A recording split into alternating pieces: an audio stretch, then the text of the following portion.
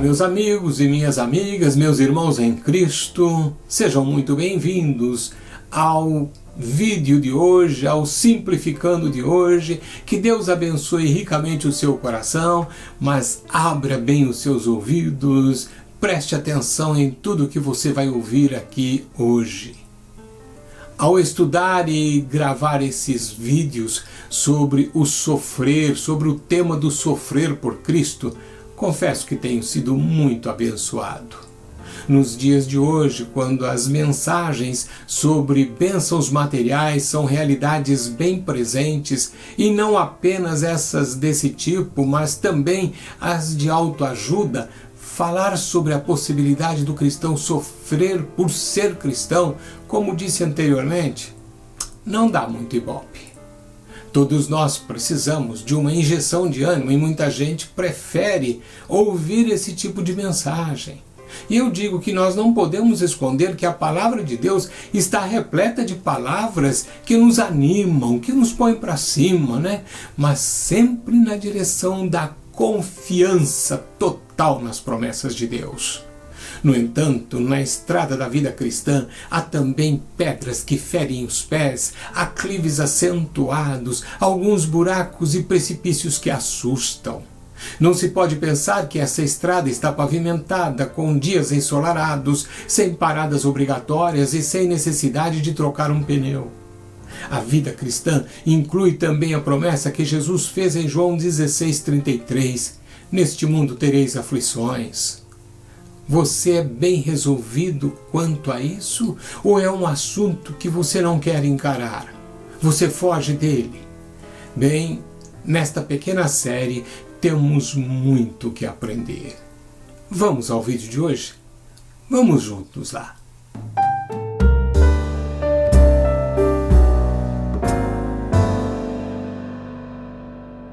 No tópico anterior, comentei sobre o termo koinonia e seus significados. Não obstante, apesar de ter discorrido um pouco sobre a palavra, destaco que em sua abrangência, koinonia significa também participação, associação. Ponha isso no seu coração. É curioso que a palavra esteja ausente nos 4 evangelhos, coisa bem provável pelo fato do foco ser a pessoa e a obra do Senhor Jesus. João capítulo 1, versículo 14 registra: E o Verbo se fez carne e habitou entre nós, cheio de graça e de verdade, e vimos a sua glória, glória como do unigênito do Pai. O que isto expressa?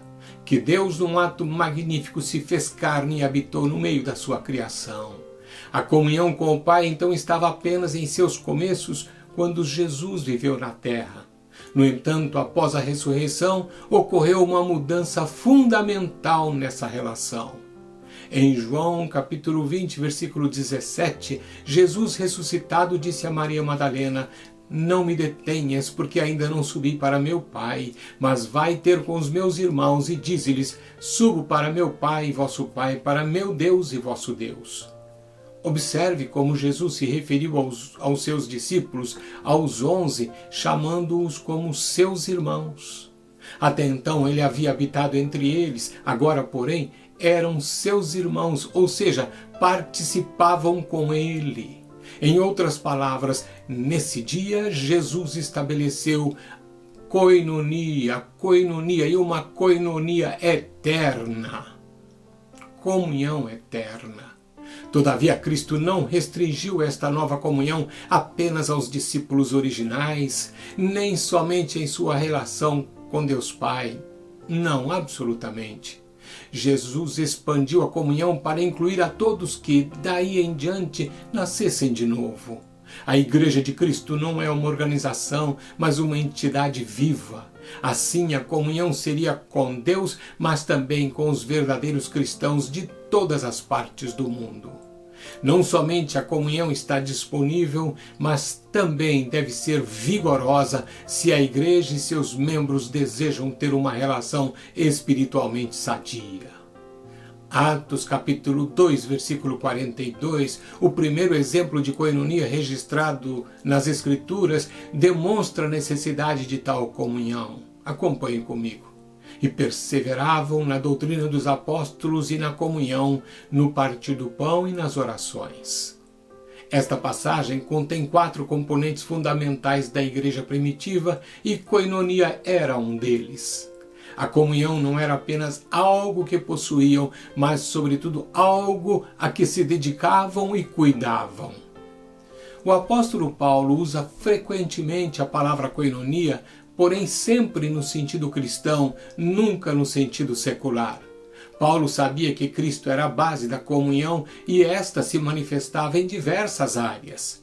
Por exemplo, ele se referiu à comunhão com seu Filho em 1 Coríntios 1,9, à comunhão do Espírito Santo em 2 Coríntios 13,13 e à cooperação, ou seja, participação no Evangelho em Filipenses 1,5.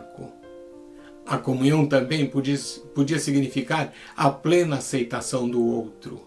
Para Paulo, a comunhão começa com Deus, porém se transfere às relações pessoais dentro da igreja. Isto segue sendo uma realidade hoje em dia. Note que a comunhão começa com Deus, não com os outros. Finalizo com um versículo que mencionei no tópico anterior, no vídeo anterior, e que pode deixar muita gente fora de órbita, uma vez que não se espera tal afirmação nas Escrituras. Trata-se de Filipenses, capítulo 3, versículo 10. Para o conhecer e o poder da sua ressurreição e a comunhão dos seus sofrimentos, conformando-me com ele na sua morte. O uso que Paulo faz do termo koinonia para referir-se à participação dos sofrimentos de Cristo é tão surpreendente como o presente divino do sofrimento que ele mencionou antes em Filipenses 1:29. O apóstolo não apenas sabia da existência de tais sofrimentos, como também procurava ativamente ser participante de Cristo em meio a eles. A maioria de nós não reage desse modo. Talvez deveríamos investigar por que Paulo escreveu tal declaração e tentar descobrir se esta revelação nos ajuda em nossa compreensão a respeito do sofrimento. Você poderia aproveitar e orar a respeito do tema enquanto descansa no Pai amoroso que Deus é. Seguimos nos próximos vídeos com a nossa investigação. Vamos investigar. Por isso você não pode perder os próximos vídeos. Acompanhe.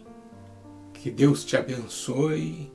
E até o próximo Simplificando, se Ele assim o permitir. Até lá.